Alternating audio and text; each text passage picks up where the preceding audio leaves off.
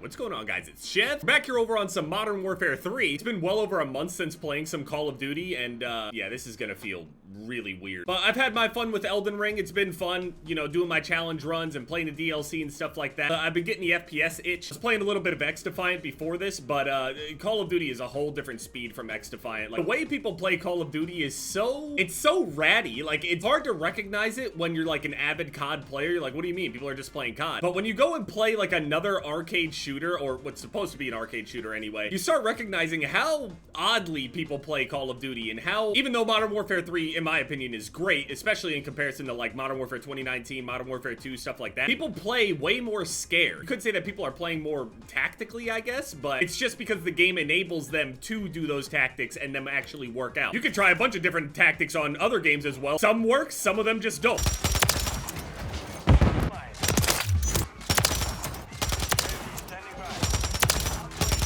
Oh man, this feels weird. This game feels so smooth though. Man, Call of Duty has this like really polished feel, even if the game always dies out within a couple months, and that's just like the very common cycle. If they took a year off of Call of Duty, for example, would it actually result in a better game? And I'm starting to realize that it's not even about them creating a better game. It's just, they just need to make a game, and they get to retry year over year over year. Even if we get the most perfect Call of Duty, the best Call of Duty that we could ever ask for, the general opinion is that the greatest Call of Duty ever is Black Ops 6. Within that year, the game will still die down, and they're still just gonna make another game. They're just gonna move on. They always do. No matter how good the game is, they will move on. That's their whole motto. How good their current game is, they will move on. I mean, realistically, as we're talking about Black Ops 6, I mean, other Call of Duties are being worked on outside of Black Ops 6 in preparation for after Black Ops 6. Again, I really hope this camo grind isn't bad, though. But speaking of the camo grind, I still have to go. I did it for Modern Warfare 2, so I gotta do it for the better game in Modern Warfare 3, otherwise I feel fraudulent. I unlocked the Grand Mastery weapon charm in Modern Warfare 2, and I still haven't done it in Modern Warfare 3. I'm pretty much halfway through. I have a whole list. I got a whole document so I can keep track and stuff. Hopefully people will go and make those spreadsheets and documents and stuff like that for Black Ops 6 as soon as it comes out as well. They could also do a better and better job of just displaying it for the players themselves, so we don't have to make our own spreadsheets and shit. That's a lot of work, and it's also UI work, so although the UI has been getting better, and Black Ops 6 seems to be the next best iteration, even though, I mean,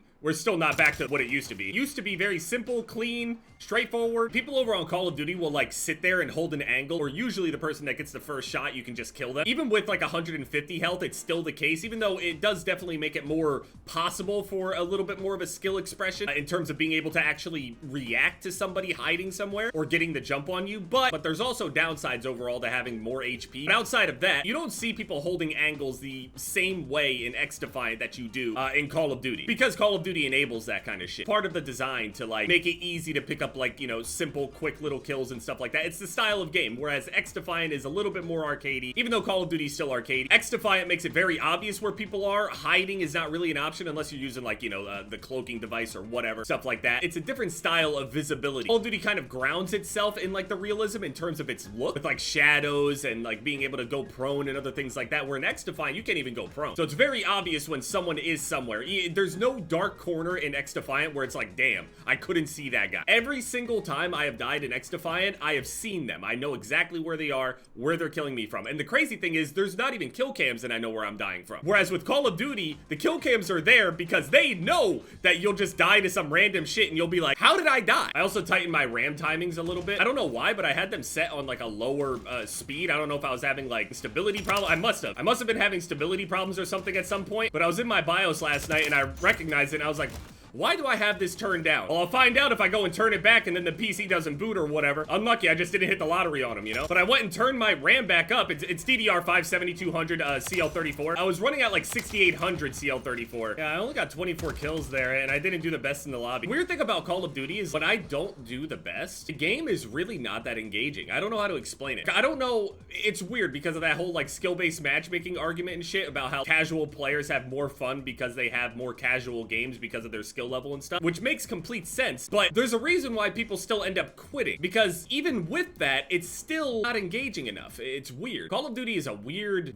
thing. Everyone actively and globally recognizes it and plays it on release every single year, even with its reputation, and then it still consistently dies the same way as well, some faster than others, but none of them really actually last. One of the big issues with like larger HP pools is that yes, it's more skill expressive in a one-on-one, but it makes grouping together and hand-holding a lot more powerful powerful. The more HP you have and the more that you can stack it together as a team and force people to have to go and kill one person at a time because they have to put X amount of bullets into one singular person in order to even kill them in the first place. Weird. You have to strike this really odd sense of casual, but also like balance within the casual and shit. It's so, I would never want to be a developer. I'm just saying that. I got all these opinions, but all I do is fucking This weapon mastery, I'm halfway through this LMG. Then once I'm done with this LMG, I think I have one more LMG after this that is one of the base ones. And once I'm through with the LMGs, I can't alt-tab out to go and check my document, so it's hard to tell. It's weird too because yesterday I ended up doing all that resetting and all that stuff. I did DDU and all that stuff, reinstalled my drivers, and the NVIDIA alt-tab bug was not happening to me. And I go to bed, I get up today, and the bug is back. I really just don't understand this bug and how it's been months since this issue has come up, and they just still have not fixed it. NVIDIA is such a fucking joke, man. The shadow play is bugged. Please help me. It doesn't matter what game I have. I turn on the desktop recording mode, so it should be recording at all times.